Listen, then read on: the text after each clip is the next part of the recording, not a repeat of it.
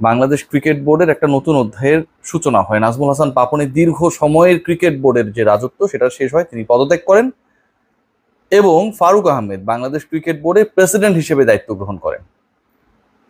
গত 20 বছরে বাংলাদেশ ক্রিকেট বোর্ডে অসংখ্য প্রেসিডেন্ট এসেছেন, বিভিন্ন ক্যাটাগরির প্রেসিডেন্ট এসেছেন, কিন্তু গত 20 বছরে এই 14 মাস সময়ের জন্য আপাতত যিনি প্রেসিডেন্ট হয়েছেন, সভাপতির দায়িত্বে পেয়েছেন ফারুক আহমেদ, তার চাইতে জনপ্রিয়, যোগ্য, গাটসি সভাপতি কেউ হতে পারেন নাই। অনেকের প্রোফাইল অনেক বড় বড় হতে পারে, মন্ত্রী পদমর্যাদার হতে পারে, বড় বড় ইকোনমিস্ট হতে পারে। আমরা দেখেছি সামরিক বাহিনী থেকেও একটা সময় একজন এসেছিলেন।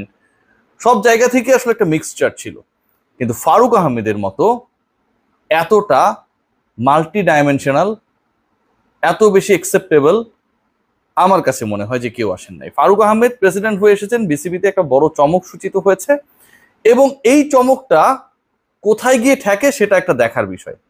আপনারা টুকটাক মোটামুটি জেনে গেছেন যে আমি গত 2-3 দিন থেকেই আপনাদেরকে একটা নিউজ শেয়ার করার চেষ্টা করেছি। আমি যতটুকু জানি আমার কাছ থেকে, যে ক্রিকেট অপারেশনসে দায়িত্ব নিতে যাচ্ছেন, সব যদি ঠিকঠাক থাকে তাহলে তামিম ইকবাল খান বাংলাদেশ ক্রিকেট বোর্ডে তিনি ডিরেক্টর হয়ে যাবেন খুব শর্ট টাইমের মধ্যে, এ মাসের মধ্যেই হোপফুলি, এবং তারপরে ক্রিক অপস তিনি সামলাবেন, এমনটাই এখন পর্যন্ত কথাবার্তা চলছে, আমার সোর্স আমাকে যতটুকু এনশিওর করেছে। কিন্তু এর থেকেও বড় চমক আসছে, এবং সেই চমকটা এমন এক চমক যেটা আপনার আমার চিন্তার বাইরে। আমি সেক্রেটারিয়েট, এনএসসি, সবগুলো জায়গায় আমার যে সোর্স ছিল সেখান থেকে এনশিওর হয়েছি যে বাংলাদেশ ক্রিকেট বোর্ডের পরিচালক পদে যারা রয়েছেন এবং যারা পাইপলাইনে রয়েছেন, এদের বাইরে থেকে অন্তত 2জন ছাত্র প্রতিনিধি আসছেন। অন্তত 2জন ছাত্র প্রতিনিধি এখন পর্যন্ত সেই আলোচনা রয়েছে। ছাত্রদের সকল জায়গায় অংশগ্রহণ আমরা দেখতে পাচ্ছি, বিভিন্ন ডিপার্টমেন্টের দায়িত্বে তারা, মন্ত্রণালয়ের দায়িত্বে তারা, এবং এখন পর্যন্ত সেই দায়িত্বে অন্তত আমি স্পোর্টসের দায়িত্বে যিনি, তার হিসাবটা যদি করি আমার কাছে মনে হয় যে শতভাগ সফল। বঙ্গবন্ধু স্টেডিয়ামে যে মার্কেট রয়েছে, সেই মার্কেটে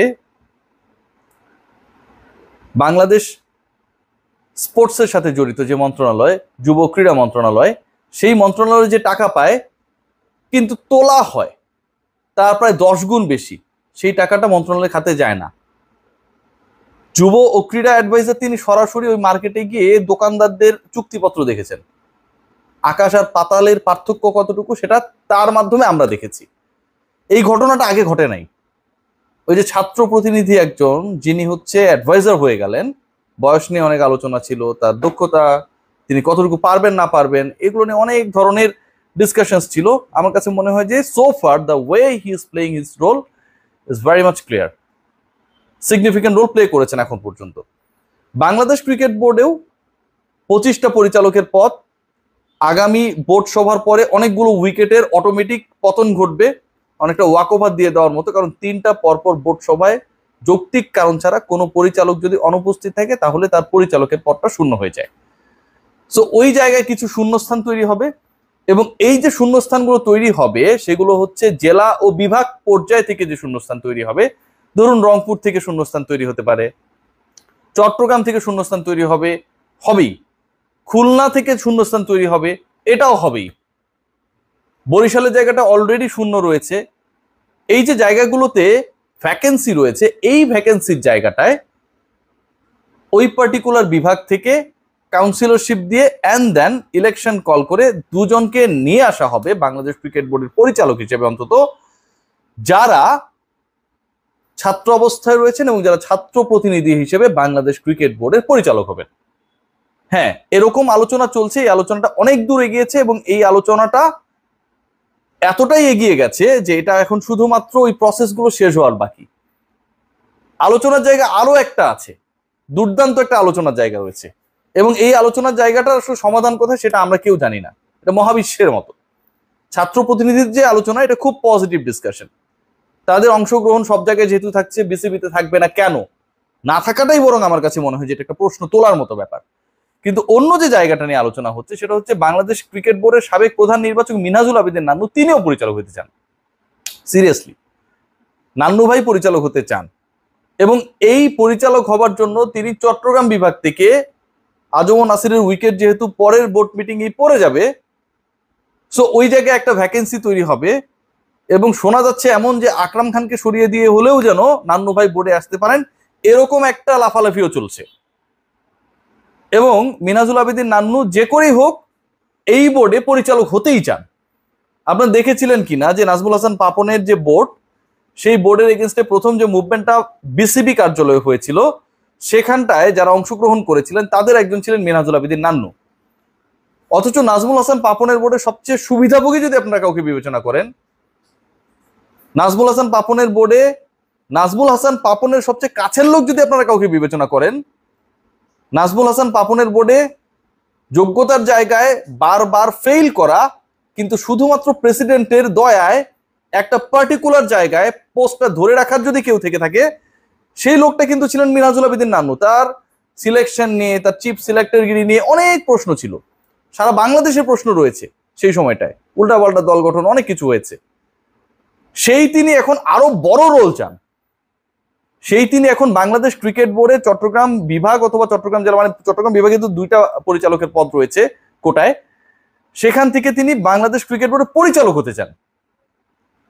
টিম সিলেকশন নিয়ে যে ধরনের গুবলেট পেকেছিল সেই সময়টায়, এমনও বক্তব্য, এমনও কথাবার্তা আমরা শুনেছিলাম যে হাবিবুল বাশার সুমন যদি কারোর সাথে কথা বলে, এটাতে দূর থেকে দেখলেও মিনহাজুল আবেদীন নান্নুর মন খারাপ হয়ে যায়, তিনি রাগারাগি করেন।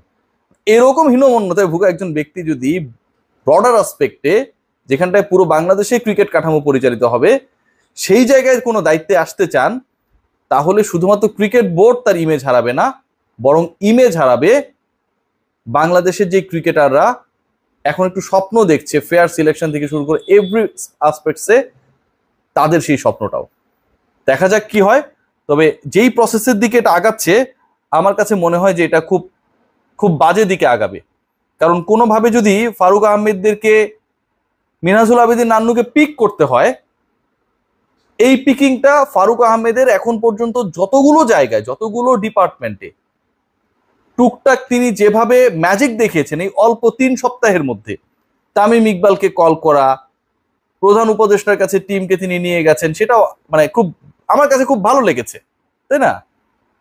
এর বাইরে তিনি হচ্ছে যে ডিপার্টমেন্টগুলো নিয়ে হচ্ছে অভিযোগ রয়েছে, বিতর্ক রয়েছে, সেগুলোতে তিনি তার অ্যাডভাইজার নিয়েছেন এবং আমি যতটুকু জানি তারাও দুর্দান্তভাবে কাজ করছেন। তৃতীয় বিভাগ ক্রিকেট নিয়ে প্রশ্ন ছিল, সেই যে ডেডলকটা সেটা তিনি ভেঙেছেন। বিপিএল এর মোটামুটি একটা ডেডলাইন আমরা পেয়েছি যে কবে নাগাদ শুরু হতে পারে, ডিসেম্বর 27। এই যে অল্প সময়ের মধ্যে এত এত ডিসিশনস মেক করা, পূর্বাচলে শেখ হাসিনা স্টেডিয়াম নিয়ে 2,500 কোটি টাকা খরচের যে আসলে একটা প্রজেক্ট ছিল, সেই ব্যাপার থেকে এটাকে যৌক্তিক করার ব্যাপারে প্রেসিডেন্টের যে রোল, সবকিছুই প্রশংসিত হয়েছে। কিন্তু সোফার নান্নু ভাই যদি এখন তার পার্টনার হয়ে যায় ক্রিকেট বোর্ডে, আমার কাছে মনে হয় এটা ফারুক ভাইয়ের জন্য, ফারুক ভাইয়ের বোর্ডের জন্য is going to be big blunder. এটা আমার পার্সোনাল ওপিনিয়ন, কেউ মানুক আর না মানুক, আমি এমনটাই মনে করি। সবাই ভালো থাকবেন, টেক গ্রেট কেয়ার, শুভকামনা নান্নু ভাইয়ের জন্য।